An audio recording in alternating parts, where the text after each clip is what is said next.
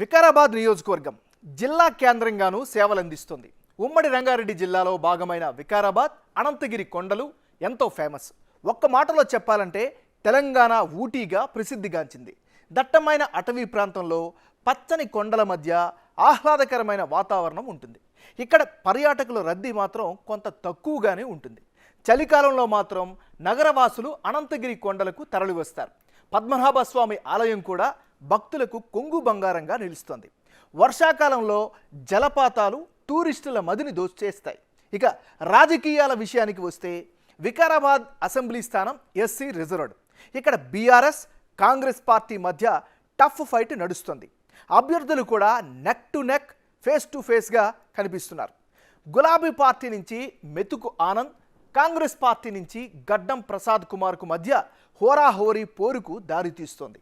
ఇక్కడ ముస్లింల మద్దతు కీలకంగా మారనుంది. అయితే వాళ్ళు రెండు పార్టీలను సమానంగా ఆదరిస్తున్నారు. గత ఎన్నికల్లో కాంగ్రెస్ అభ్యర్థి కేవలం 3000 ఓట్ల తేడాతో పరాజయాన్ని చవిచూశారు. ప్రస్తుతం ద్విముఖ పోరు ఉన్నప్పటికీ హస్తం పార్టీ వైపే కొంత ఎడ్జి కనిపిస్తోంది. 2009 నుంచి కాంగ్రెస్ పార్టీ ఒకే అభ్యర్థి గడ్డం ప్రసాద్ కుమార్ను రంగంలోకి దింపుతోంది. మరి ఇప్పటికిప్పుడు ఎన్నికలు గనక జరిగితే వికారాబాద్ నియోజకవర్గంలో పరిస్థితి ఎలా ఉంది?